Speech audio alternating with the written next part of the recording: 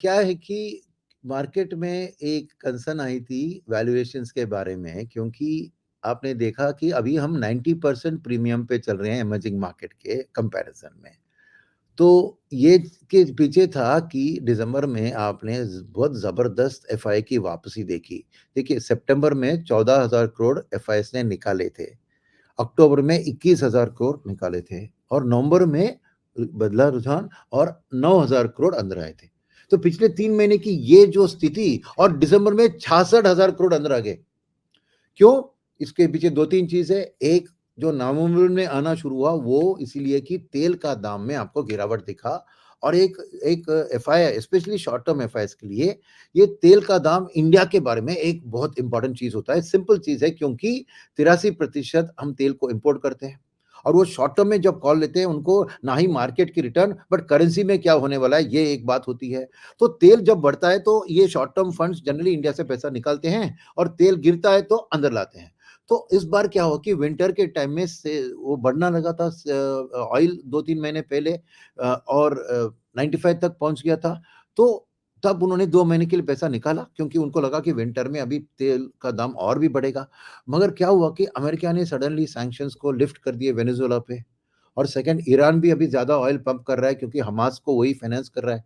तो ये दोनों बड़े सप्लाई सडनली मार्केट में आने से एक तेल का भी आउटलुक सडनली एक फ्लैट टू नेगेटिव गया है। और अभी 2-3 महीने के बाद समर की शुरुआत होगी तो वो हीटिंग का डिमांड भी घट जाएगा। तो ये तेल की डिमांड की जो चेंज हुआ है वो नवंबर से थोड़ा बहुत एफआईएस वापस आने लगे शॉर्ट टर्म।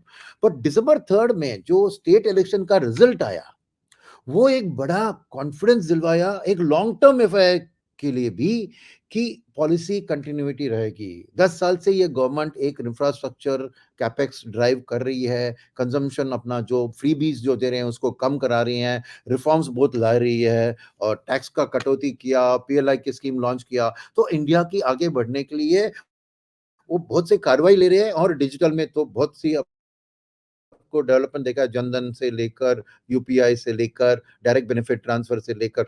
तो ये चीज फॉरेनर को पसंद है, क्योंकि वो एक clear cut pro business, pro growth की एक गवर्नमेंट की जो आजकल की चाल जो 10 साल से चल रही है, क्या वो कंटिन्यू होगा? दिसंबर 3 के रिजल्ट के दिन से पहले थोड़ा एक डाउट था, तो एक जी। साइडलाइन में वेट कर रहे थे। जैसे ही थर्ड का रिजल्ट आ गया, एक क्लैरिटी उनके मन में आ गया कि chances of India government coming back, तो और 5 साल यानी एक 15 साल का continuous single minded focus on infra का कंटिन्यूटी रहेगा, तो डेफिनेटली देश की जी। आगे तरक्की बहुत होगी। और जी, इसलिए लेकिन अभी आपने दिसंबर आईटी में, सेक्टर को।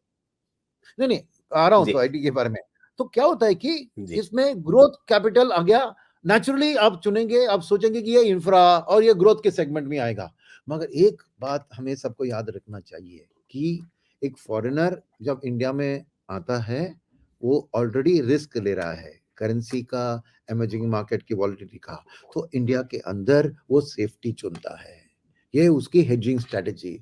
इंडिया एक एक high growth high risk market जैसे इमर्जिंग मार्केट के अंदर इंडिया होती है, उसको चुनता है। मगर उसके अंदर जब जाता है उसका डबल रिस्क नहीं करेगा वो, कि वहां पे भी जाके और एक साइक्लिकल सेक्शन में रिस्क ले। इसलिए वो जनरली एक इंडिया के अंदर एक सेफ्टी, बिकॉज सेफ्टी सेक्टर का ग्रोथ भले ही आपको ग्रोथ सेक्टर से कम हो, मगर एक कंसिस्टेंसी होता है उसमें, एक प्रेडिक्टिव होता है। नंबर वन चीज।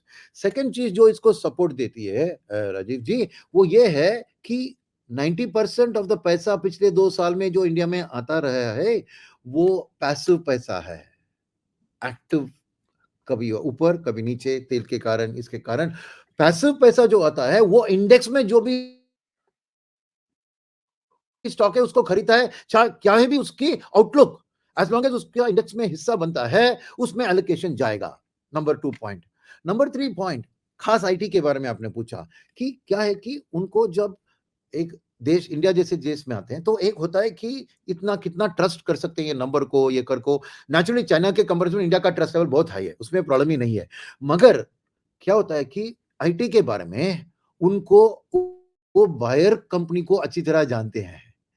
एक फोन कॉल लगाया उस इंश्योरेंस कंपनी, उस बैंक, वो मैन्युफैक्चरिंग कंपनी जो इनसे खरीद रहे हैं, तो उनसे पूछेंगे कि आप क्या सोच रहे हैं ये कंपनी के बारे में? उनके लिए वैलिडेशन उस तरफ से मिल जाता है कि ये कंपनी की आउटलुक अच्छी है। व्हेयरएज़ एक इंडियन कंपनी बोलेगी मेरी ऑर्डर बुक ऐसी है, तो इंडियन कंपनी दूसरे इंडियन कंपनी को अपने प्रोडक्ट को बेच रही है, तो उसके बारे में इसको जानकारी उतनी ज़्यादा नहीं है जितना आईटी के बायर्स के साथ। इनफैक्ट उन आईटी के बायर्स के शेयर्स में ये एफआईएस ने निवेश भी किया होगा, इसलिए उनको तो वो अच्छी तरह जानते हैं। तो आईटी का कम्फर्ट इसी से आता है कि वो एक प्रेडिक्टेबिलिटी किसी भी हिसाब से देखते हैं कि क्योंकि बायर से कंफर्म करेंगे, अरे ये कह रहा है कि इसकी ऑर्डर बुक 8% बढ़ रही है, कि आप क्या उससे खरीदने वाले हो? जब वो रीइंफोर्समेंट आता है, तो उनको कॉन्फिडेंस आता है कि हम एक रिस्की स्पेस में अपना जितना जो रिस्क ऑफ अनसर्टेनिटी है उसको कम करा दे। तो इसलिए आईटी में जैसे ही थोड़ी बहुत अच्छी नंबर दिखने लगे, और आपको पता है